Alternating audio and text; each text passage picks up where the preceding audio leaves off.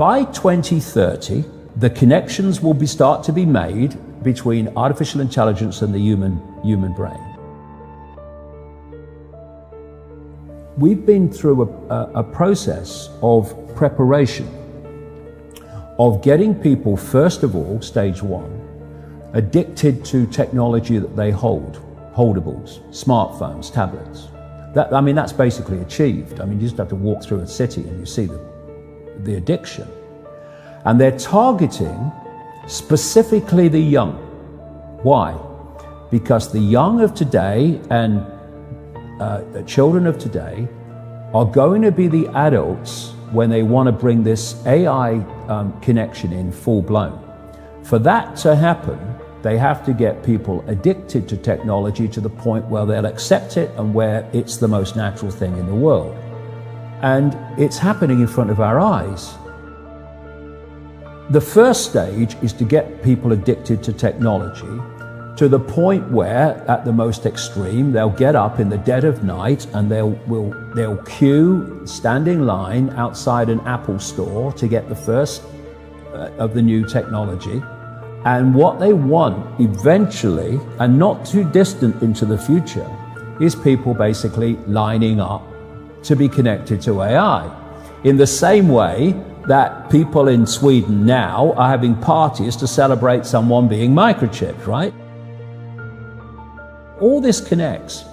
So the next stage, because the idea is to get in the body, the next stage is to get on the body. So we went from just holdables, we went to wearables, we went to Bluetooth and Google Glass and Apple Watches and all these other gadgets that go on the body now. Even what they call electronic tattoos that are basically microchips on the skin. And the next stage is to go in the body, which is already starting in places like Sweden. And people like Ray Kurzweil, who is a Google executive, Google and Facebook are really at the cutting edge of this stuff. People think it's a social media operation only or a search engine only. No. This whole Google group now, which is given the name Alphabet, are absolutely at the cutting edge of this whole AI technology. So is Amazon. Amazon's got contracts worth hundreds of millions of dollars with the CIA and the Pentagon for cloud services and stuff. Yeah, they have massive data services. Massive, yeah. Consumers don't see. So the idea is to take this on. And what Kurzweil is saying, and he claims an 80% success rate in his predictions of incoming technology and when it will come in. But if you know when it's going to come in, then you've got a great chance of predicting it, haven't you? It's like if you know when a stock market's going to fall because the people you are connected to are going to make it fall, well, you're going to get out just before it falls and you're going to get in just before you know they're going to push it up. You don't have to be, Nostradamus if you know the script. This is the sales pitch, and this is why they're telling you. The sales pitch is when we connect to artificial intelligence, we'll be superhuman. That's what the sales pitch is. That's his sales pitch. Right. That's going Siri, to be the sales pitch. Alexa, all these things. Yeah. What you've got is the idea that connect to AI and you'll become superhuman intelligent. No, you'll become subhuman intelligent. You'll become a vehicle for artificial intelligence. And whoever controls artificial intelligence will control the perceptions of every mind that it's connected to. If you're going to make a physical connection with AI, you're not going to do that on a mass scale until you've made a psychological connection. And there is a process, a psychological process, which is known as preemptive programming. Preemptive programming is this. You're going to usher in a world that is so different, so dramatically different to what anyone's been used to, that you're going to have an obvious resistance purely by the chasm of difference between the world people are used to and the world you're taking them into. A resistance that says, hold on a minute, you want to do what? What? So you prepare them for it through preemptive programming. You put out a stream of movies out of elite-controlled Hollywood. You put out television programs, you put out books, you put out all these things that basically portray the world you want to take people into.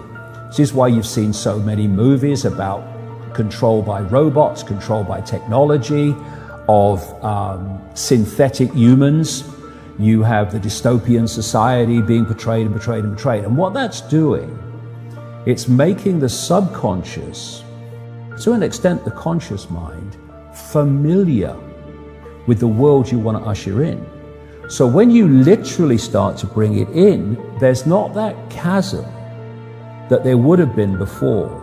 There is almost a familiarity with it because you prepared people by portraying it over and over again in movies. Another part of this psychological connection with artificial intelligence, so we'll accept the outcome that I've talked about, is these Alexas and these Echoes and these so-called office assistants or personal assistants. You start to interact with them as if they're human.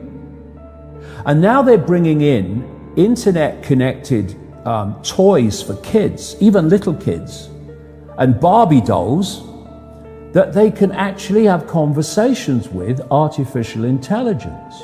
They're now bringing in these robots that are these synthetic robots that are looking more and more like humans, a lot of them coming in from the East.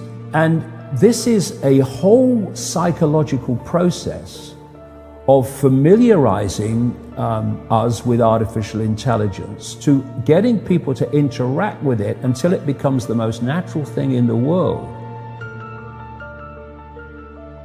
By 2030, the connections will start to be made between artificial intelligence and the human brain. And the human brain will be connected to what he calls the cloud. Another name for this is the smart grid. Basically to artificial intelligence. As time passes, artificial intelligence will be more and more of human thinking and human perception until basically it's the totality of human thinking and human perception, at which point we won't be human anymore in terms of the consciousness processes we are using today. We will be artificial intelligence. And this is the assimilation I'm talking about. If you are connecting the human mind to a grid, a global technological grid, that grid can be centrally controlled. It will take at the center point very, very few people to run it, and even fewer to decide how it's run.